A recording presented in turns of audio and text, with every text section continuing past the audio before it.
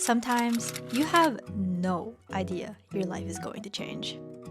Or perhaps you have an inkling, but do not know the impact of how much it will affect you. This is that moment for me. I had taken the financial plunge and paid 250 Australian dollars for 5 classes at Wild Stitch Studio, located in North Hobart. This is a documentation of 4 of those classes. I paid 27 Australian dollars for the ruffle brunch set from Matchy Matchy Sewing Club. I was given what I thought at the time was vague advice to print it in A0 at Officeworks. I never printed anything in this size before, so I was really apprehensive going in, but the staff took really good care of me. My first lesson was learning how to transfer the pattern on interface. The teacher first helped me figure out what size I was, and this part just blew my mind. My size initially fell in extra large, but when you factor in the stretch, I could go for extra small. But I ended up choosing size small. That really messed with my knitting-centered brain because the disparity usually isn't that big when you're choosing between sizes. I also tried cutting the pieces with a rotary cutter, but ultimately failed. I couldn't get the correct tension, and I just couldn't cut the fabric all the way through. I finished the pattern cutting earlier than anticipated and was able to choose the fabric. I was choosing between these two, as you can see on the screen. But with some advice from my mom, who has been dressing me since I was born, I settled with the red gingham. Now, one of the things I learned in this class was the importance of grain line. As I was working with pattern fabric, I needed to ensure that it was aligned with the edge and not to rely on the gingham lines. This advice would really help me in the future. Alright, my hair's a bit crazy, but I'm in the car and I really like hot lattes, so I got one. Let's have a bit of a taste. It's decent. I asked for less ice because I felt like it was all the way up. Bit of sweetness to it, which is a bit interesting. I'm gonna go home and have some food. Hey, tell mate.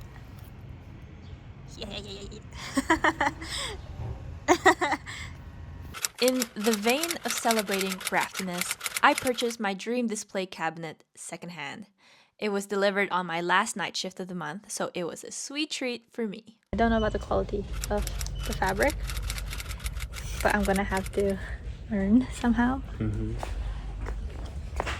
Now, at this point, the sewing novelty was hitting hard.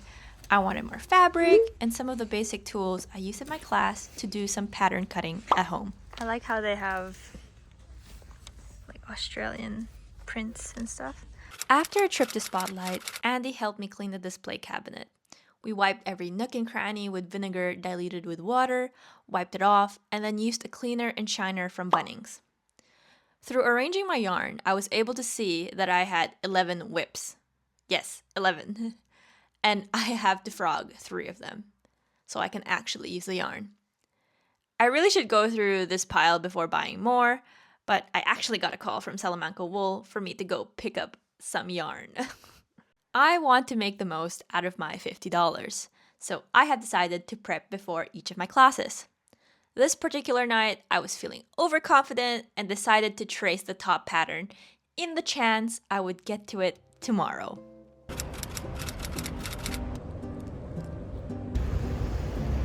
The class over there. I'm gonna have a few bites. I had the realization that this day was when my dream finally came true. I remember seeing a quilting/sewing studio on the corner street in Parañaque on the way to school. At this time, I had already picked up crochet and knitting and thought it was too much to ask for sewing classes from my parents. Also, I had no clear idea what I wanted to make.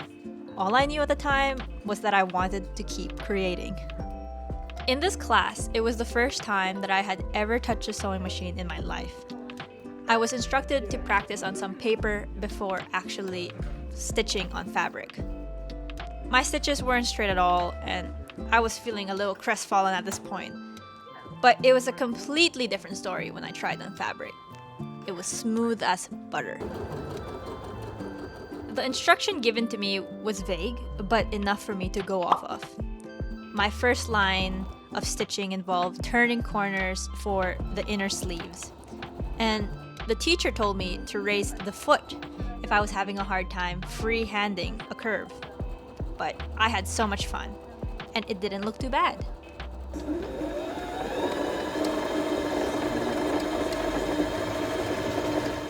Today was truly a memorable day for me. I had dinner with a friend I was really starting to get close to, and I saw the aurora australis for the first time. And this was the reason why I moved to Tasmania. All from the comfort of my balcony, which was crazy. It's true that it makes you feel things when you stare at an aurora. The world is so much bigger than yourself, and the creator is simply magnificent. It was an emotionally significant day for me and my growth. A Friday night after work spent cutting the pieces of the matchy ruffle top. I felt like I had hit the ground running, and perhaps, just perhaps, I would be able to start sewing on it tomorrow. How naive was this thought? I was situated in the middle of the class again and was way too concentrated on learning the skills that I was only able to feel myself ironing down the seams. Andy came to pick me up and filmed my real-time crash out with the ruffles of these shorts. I couldn't make it straight, and I attributed to the fact that my edges were not cut straight. I was unpicking and stitching this for almost an hour, and I was just not having it. So this is where I hit the learning curve, and I was just so disappointed with myself. As I had finally bought the smiling quokka fabric that I showed early on in this video, I was cutting out the unisex scrub top. I had an especially tough day at work, and I could feel the tension leaving my body the longer I crafted. And this is why I consider this therapy. For my fourth class, I locked in and finished these shorts. So I don't really have much footage of it, but I am so proud to even be able to wear it, even though I have yet to cut the loose threads. I have already started on my next project. It's something far more simple and practical. Something to consolidate my skills and gain some more confidence in this new craft. Sometimes you need to be ballsy. Jump in the water and learn how to swim even when you're drowning. But other times, you need to gauge your state of mind and prevent yourself from giving up by making the journey have points that are a little bit frictionless and a lot more fun. And be what you are, a beginner. It's so exciting to start this sewing journey, and I can't wait to continue to share this with you, my neighbors. With love, King.